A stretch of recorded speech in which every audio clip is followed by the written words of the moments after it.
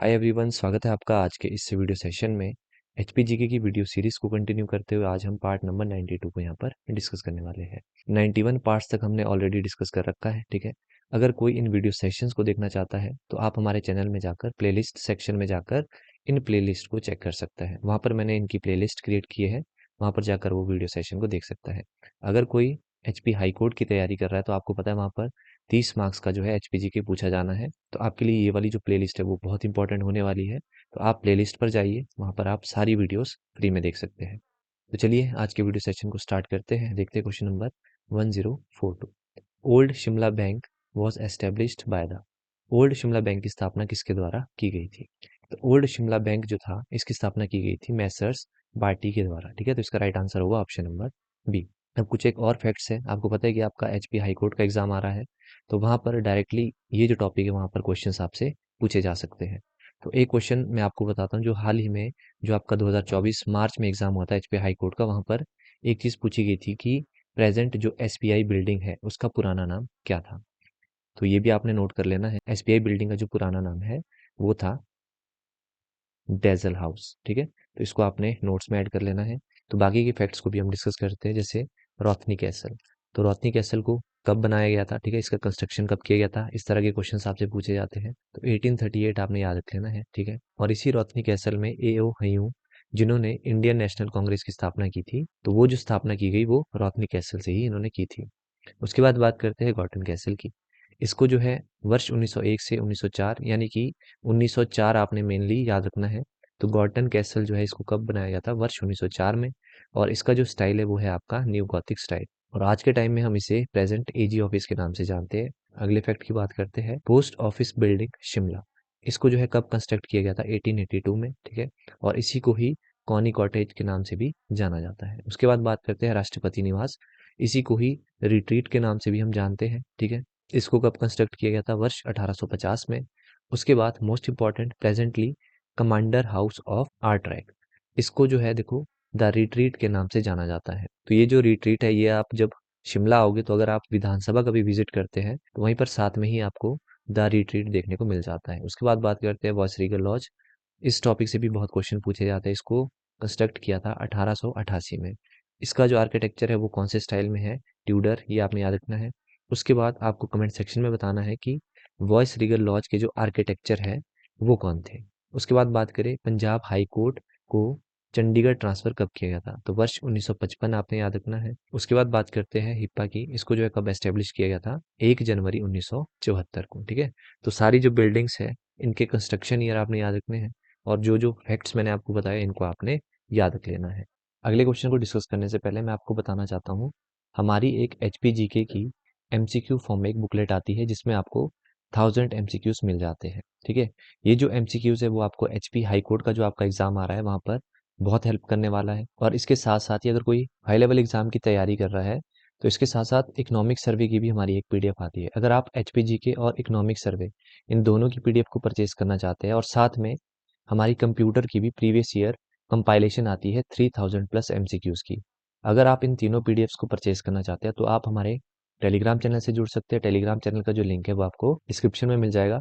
तो वहाँ से आप चैनल को ज्वाइन करिए और आप मुझे वहाँ पर पर्सनली कॉन्टैक्ट कर सकते हैं, ठीक है। तो ये सारी जो पीडीएफ्स है वो आपको बहुत हेल्प करने वाली है। तो अगर कोई एस्पिरेंट अपनी तैयारी को और इफेक्टिव बनाना चाहता है तो इन पीडीएफ्स को जरूर परचेज करें।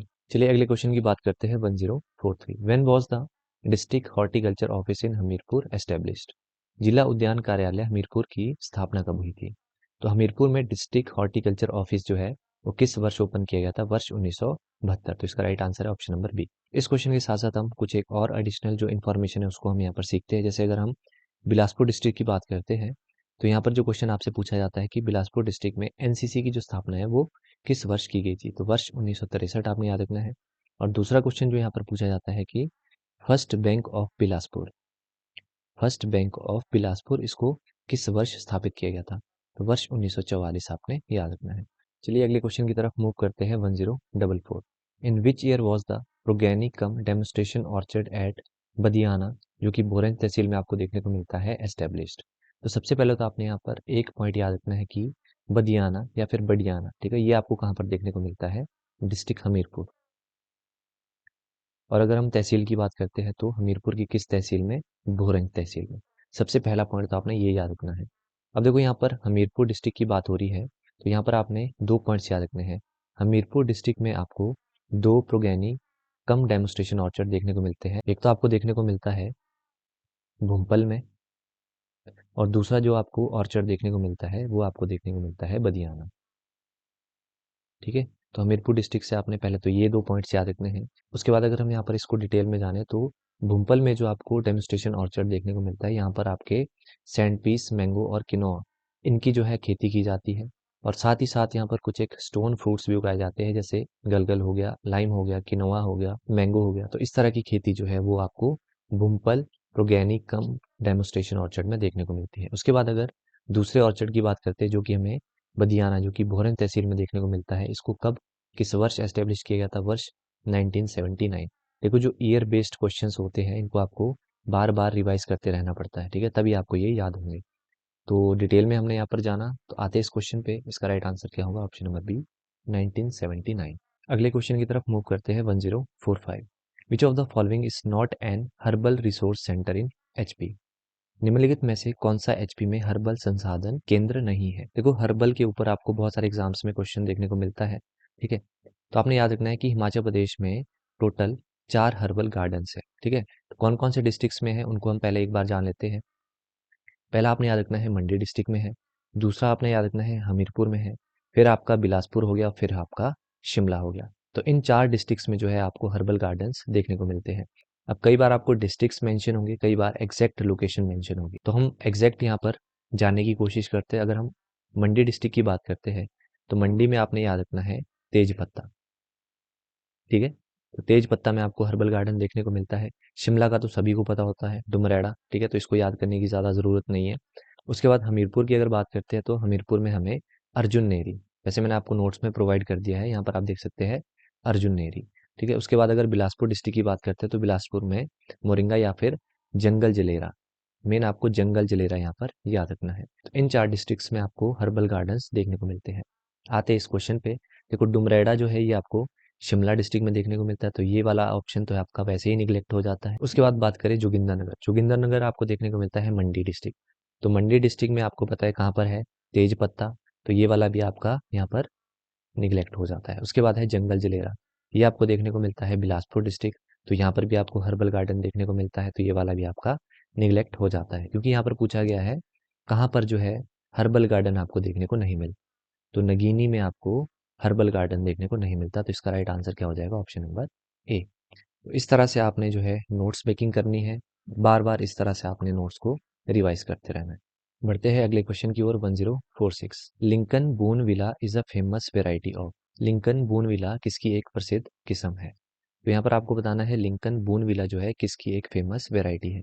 तो एक एक करके हम डिस्कस करते हैं, बहुत बार हमने डिस्कस कर रखा है, एक बार रिवीजन के तौर पर हम इसको यहाँ पर डिस्कस करते हैं। सबसे पहले हम बात करते हैं अलमंड यानी कि बादाम की। देखो बादाम की कौन कौन सी वेराइटी आपको देखने को मिलती है? एक हो गया ढेबर बादाम, एक हो गया तेलांगी सिलेक्शन, एक हो गया रिब्बा सिलेक्शन, ठीक है। तो अलमंड आपका यहाँ पर क्लियर हो जाता है। उसके बाद आता है कीवी, बहुत बार यहाँ से भी आपको क्वेश्चन देखने को मिलता है। तो एलिसन, मॉन्टी, एबॉट, हेवर्ड और ब्रूनर, ये जो है किसकी वेराइटीज है? कीवी की। उसके बाद बात करते हैं टोमेटो की, तो इसकी वेराइटीज कौन कौन सी है? एक तो हो गया नवीन, एक हो गया नवीन 2000, एक हो गया नवीन 2000 प्लस, फिर हो गया हिम सोना, और मोस्ट इंपॉर्टेंट रूपाली। तो रूपाली आपके बहुत सारे एग्जाम्स में पूछी जाती है, तो ये आपने याद रखना है किसकी वैरायटी है?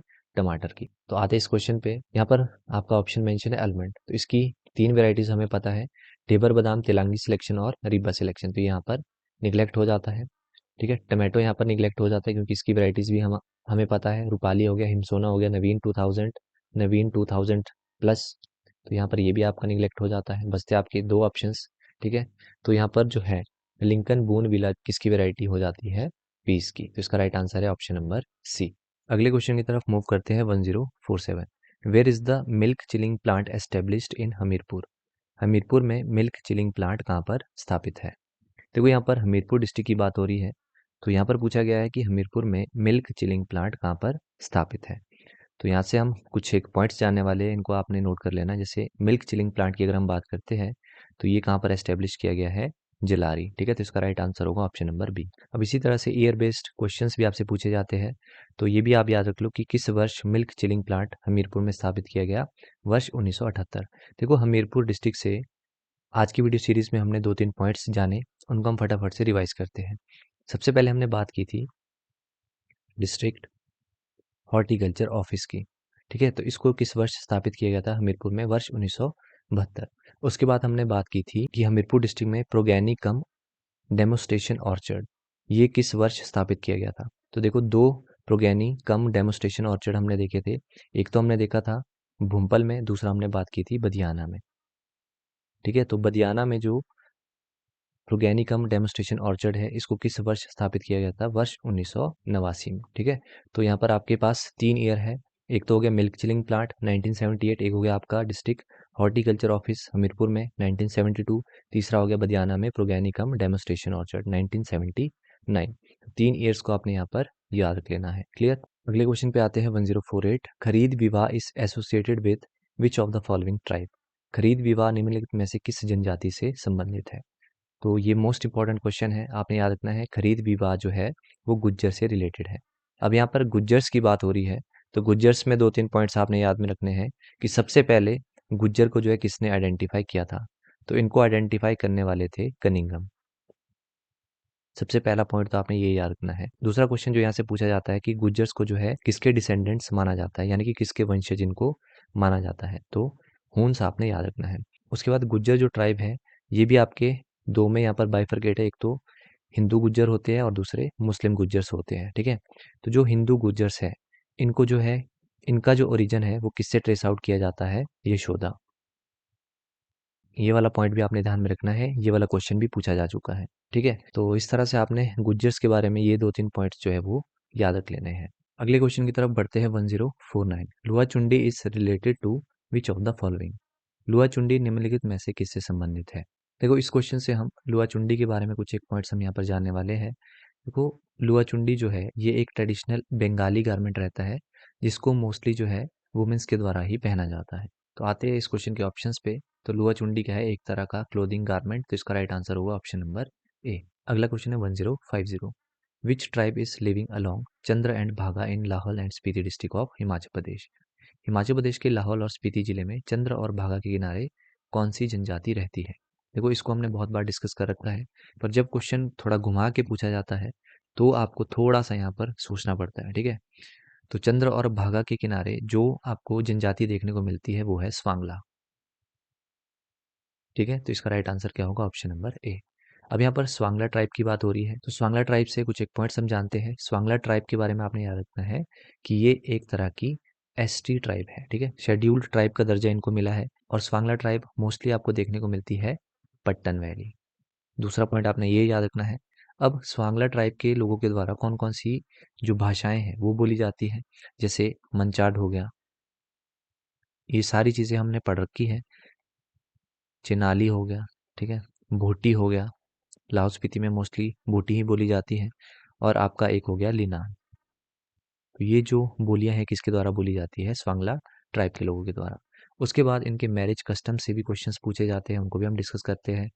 जैसे अगर सबसे पहले बात करें रुश्ता दिब्या, तो ये एक तरह का मैरिज बाय एलोपमेंट, यानी कि जब लड़का और लड़की को प्यार हो जाता है तो आपस में वो भाग के शादी कर लेते हैं। ये हमने पढ़ रखा है, रिवीजन के तौर पर मैंने इनको यहाँ पर इंक्लूड कर रखा है। उसके बाद है कुआ ब्याह। कुआ ब्याह क्या होता है? It is a marriage by capture, कि लड़का जो है लड़की को कैप्चर करके जो है शादी करता है, ठीक है। मजामी ब्याह, जब लड़का जो है एक्सपेंसेस उठाने के काबिल नहीं होता तो जो लड़के की बहन होती है वो लड़की के घर जाकर लड़की को लेकर आती है। इस तरह का जो विवाह है वो हमने देखा था। उसके बाद अगर डिवोर्स कस्टम की बात करते हैं तो शुद्ध थवाकची, मोस्ट इंपॉर्टेंट, डायरेक्टली क्वेश्चन पूछा जाता है कि शुद्ध थवाकची है क्या, ठीक है। तो ये एक तरह का डिवोर्स सिस्टम है, किस ट्राइब में? स्वांगला ट्राइब। तो ये सारा हमने यहाँ पर रिवाइज कर लिया। अगले क्वेश्चन की तरफ मूव करते हैं 1051।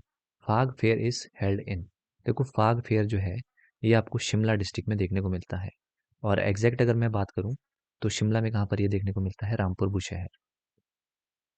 रामपुर बुशहर। तो रामपुर बुशहर में मेनली दो जो फेयर है वो मनाए जाते हैं। एक तो हो गया फाग फेयर, ठीक है। फाग फेयर जो है वो आपको मोस्टली होली के टाइम पे देखने को मिलता है।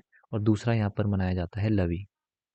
तो लवी का जो फेस्टिवल है वो मोस्ट प्रोबेबली नवंबर और दिसंबर के मंथ में मनाया जाता है। ठीक है, तो 2 फेयर आपने रामपुर बुशहर से याद रखने हैं, फाग और लवी। देखो लवी जो फेयर है ये एक तरह का ट्रेडिंग फेयर है, तो ट्रेड फेयर के नाम से भी हम इसे जानते हैं। उसके बाद बात करते हैं 1052। Himachal Pradesh badminton association is situated in. Most important question, Himachal Pradesh badminton association, इसका जो हेडक्वार्टर है वो कहाँ पर है? डिस्ट्रिक्ट हमीरपुर। तो इसका राइट आंसर होगा ऑप्शन नंबर बी। अगले क्वेश्चन की तरफ मूव करते हैं 1053। Which of the following is not a location for dairy chilling centre in district. देखो डेयरी प्लांट सेटअप जो है ये आपको देखने को मिलता है चक्कर, जो कि मंडी डिस्ट्रिक्ट में हमें देखने को मिलता है। तो आपने याद रखना है मंडी डिस्ट्रिक्ट में 5 चिलिंग सेंटर्स हमें देखने को मिलते हैं। कहाँ कहाँ पर है ये आपके लिए इंपॉर्टेंट है। पहला है भांबला, दूसरा है सिधियानी, फिर है कुम, फिर है कोटी और पांचवा है कटुला। तो आते इस क्वेश्चन पे यहाँ पर पूछा गया है कि कहाँ पर चिलिंग सेंटर हमें देखने को नहीं मिलता। तो भांबला में देखने को मिलता है, सिधियानी में देखने को मिलता है और कुमन में देखने को मिलता है। तो इसका राइट आंसर क्या होगा? Option number D. ठीक है, तो इसका राइट आंसर है ऑप्शन नंबर डी।